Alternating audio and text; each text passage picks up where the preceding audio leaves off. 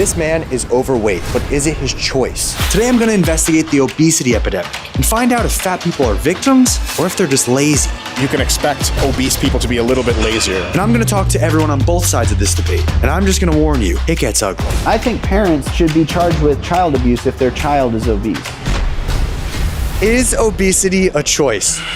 I believe obesity is a choice. It is a choice. Yes, 100%. No, I don't think it's a choice. Obesity is not a choice. It is a disease. Yes, Why do you think so? because you know when things start to get out of control and you just keep eating and not stopping. So I definitely feel like it's a choice Why do you choose to not be obese? because I like to look good in a dress.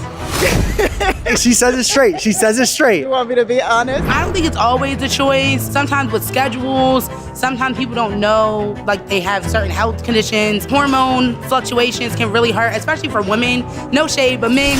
No, you're good. You're good. I'm just joking. No shade, but men, like my fiance, for example, he can eat anything and burn it off within like a week or two. But for women, we're meant to have kids, so we do hold fat. What would you classify yourself as? It's that gray area. Like I'm healthy, but I'm definitely obese. I need to lose weight. What are you doing to fix that? I'm here. Let's go. She's grinding. She's grinding right now. Do you think that airlines should charge more for overweight people taking up 2 seats, or should that second seat be free? Free? Is that a joke? Nah, not free for the plus size, man. Why are you getting treated? You gotta work that off, man. Like, Do you think they should charge? yes, charge, bro. If you're taking up 2 seats, you're gonna pay for those 2 seats because it's your choice to be overweight or obese in that sense.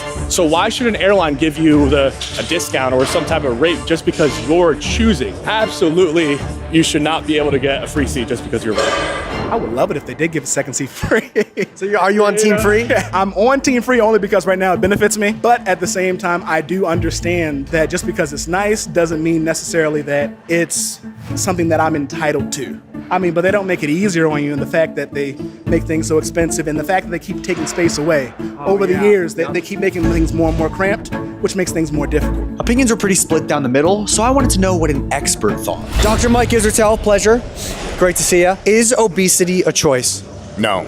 If you come up to people who have made a choice, let's say to wear a purple shirt today. Okay. They looked at 2 shirts in their closet, blue, purple.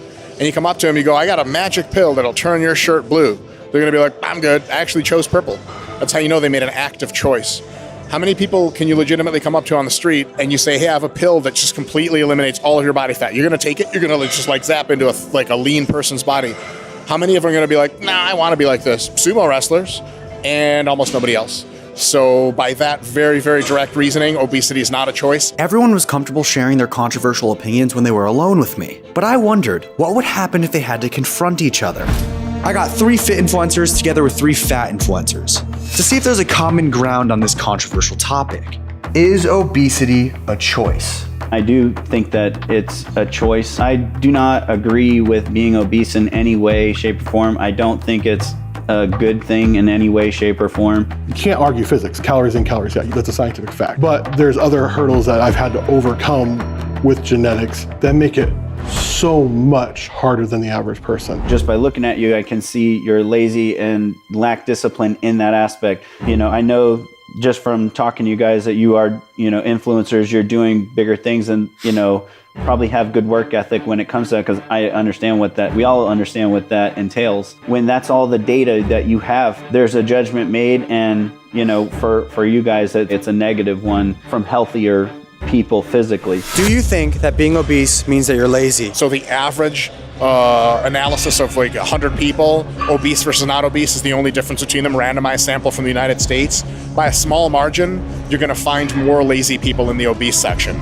Because for any given level of food drive, which you assume is kind of average, if you're a little bit lazier, you get much heavier. If you're a little bit more diligent, you could say, I'm gonna make healthier, better choices, really keep my weight under control. Probably most of obesity, laziness is not an explanatory factor, but on the margins, yeah, on average, not for any individual person, on average, you can expect obese people to be a little bit lazier. I went so many years of my life making negative decisions that in turn made me obese. I would have people say to me, let's go outside and do something active. And I'd be like, no, I don't want to. Heaviest I ever used to weigh was 310 pounds. And what are you weighing now? 235. So you've lost almost 100 pounds. Yeah. I've lost about 65 pounds. Is it ever okay to be obese? Yeah, it's okay to be obese by default.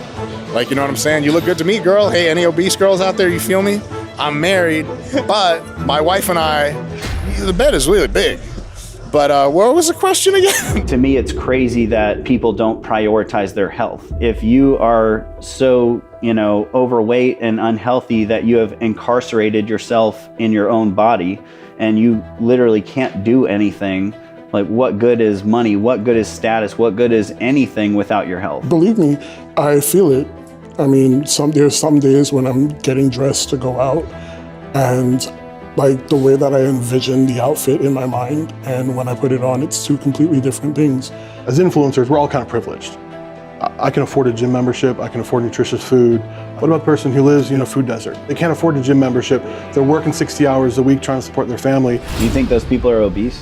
Myself personally, I used to live in environments where I didn't have access to, the resources as far as proper nutrition, so I had to literally go out my way to go get the proper nutrition. I refuse to be a victim of my environment, so at the end of the day, you gotta want it. Do you think a person's weight is entirely their responsibility, or are there other factors? Something can be entirely your responsibility, even though there are other factors at play. Like let's say a truck drives by and splashes me with dirty water. It's still my responsibility to get my shirt cleaned, even though it wasn't my fault. So obesity can be entirely not your fault. Usually it's not much your fault. Like you just have dog genetics for being fucking hungry and wanting snacks all the time, and that's just a real thing. The responsibility for your body belongs entirely to you. So it is absolutely your responsibility, but also doesn't have to be necessarily your fault. Did you know that if you go to Gymshark.com and use code Jesse10, you'll get 10% off your order? That's live, I did know that. If you want to, you could save 10% looking absolutely beautiful in their high quality clothing. Code Jesse10, baby. Is the word fat offensive? No, I do want to have the caveat for a lot of people who are overweight, fat, whatever word you want to use. There's trauma. We can talk about sensitivity or not. I'm not sensitive to it anymore, but I used to be. Society has turned that into a negative word. It is a descriptor word. I am a fat person. I've modeled for Columbia. I've done stuff for Eddie Bauer and other big companies, REI. I get in my DMs people who are larger than me or plus size like me or fat like me saying, thank you so much for putting yourself out there because you put yourself, I saw you in those clothes out on the trail, in the gym.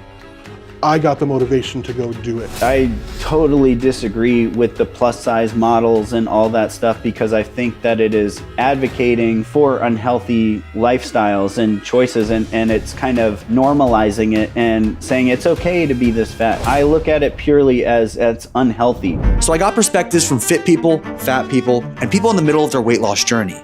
But I wanted to hear from someone who experienced both extremes. My name is Simon Fontaine. I was 372 pounds and now I'm a bodybuilder. So you were once a very big guy. Yes. And now you're a literal bodybuilder. You went on stage, you won. I won the overall summer shredding male transformation class, right? And the whole show. You did? The whole show. Oh my gosh. I had to change who I was completely. I had to kill my old self to be reborn into who I am today. From day one, you stated your goal? Yeah, I stated my goal.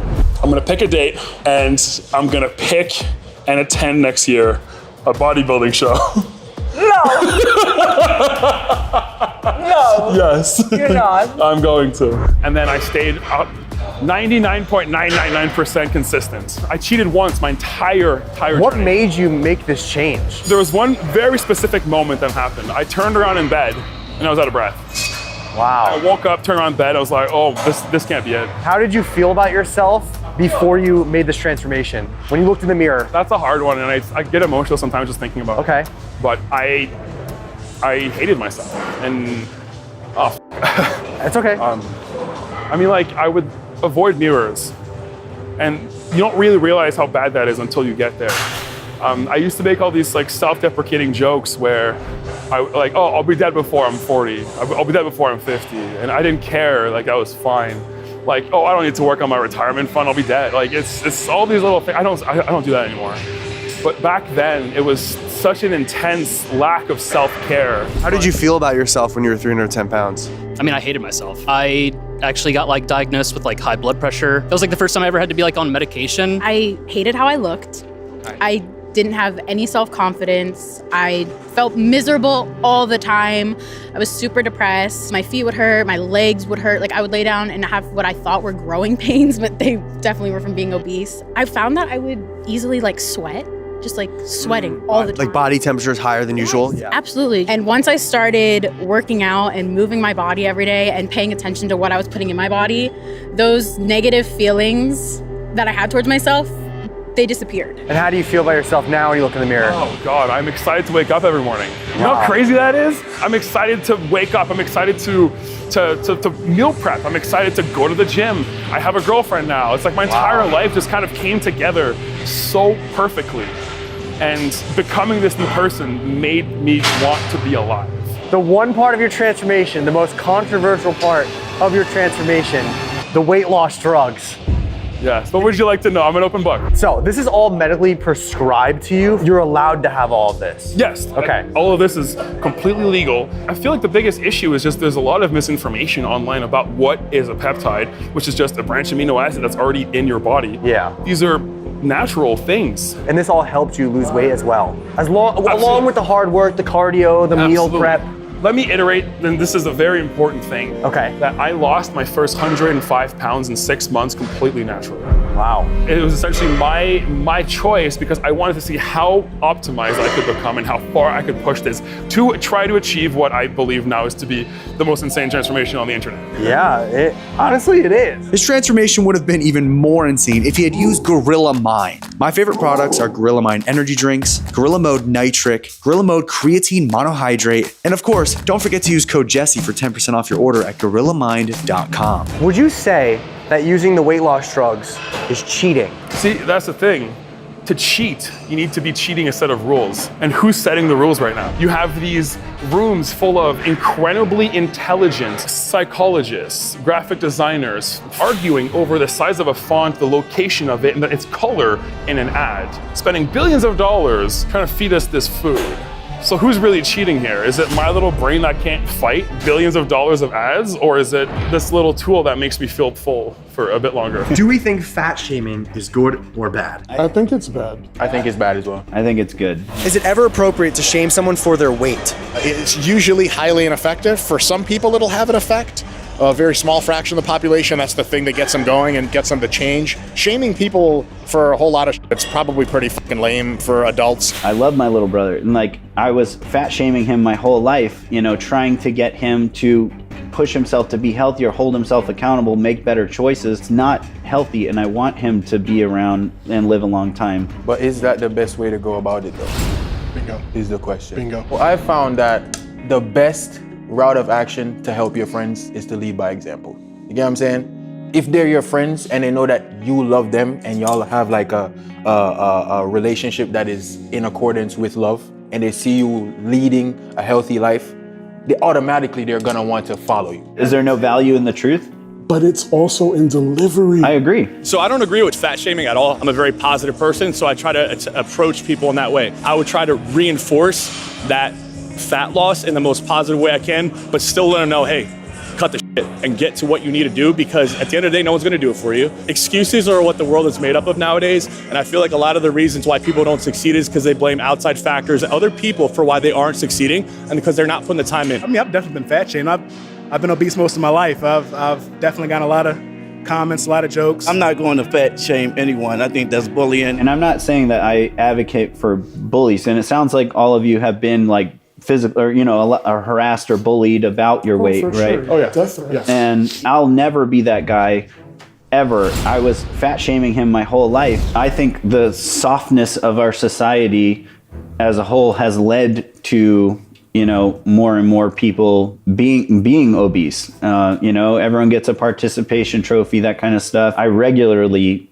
go 10 days without any food, just for the mental toughness and discipline of it. During the debate, everyone was mostly respectful. But as they got more comfortable with each other, they started to get more honest. Things got out of control. That's why I really can't stand the mental health stuff, because I'm like, you guys don't have real problems. Like, suck it the f up. There are people killing themselves. I think parents should be charged with child abuse if their child is obese.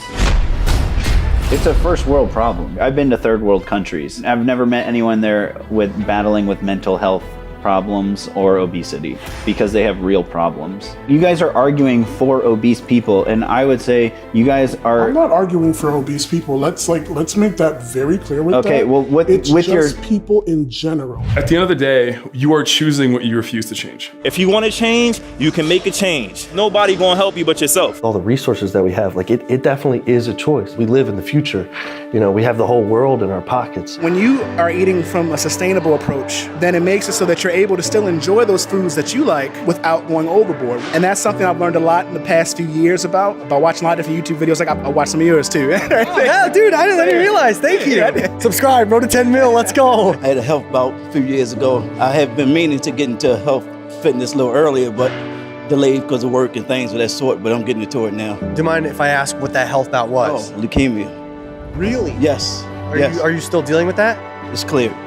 Dude, my man. Yes, sir. You know, no excuse. You're in here. I love that. I love seeing that. Yes. Real growth only happens when you get tired of your own Until somebody really reaches that, you will never be able to make them make the change. Now, when they hit that moment, embrace it.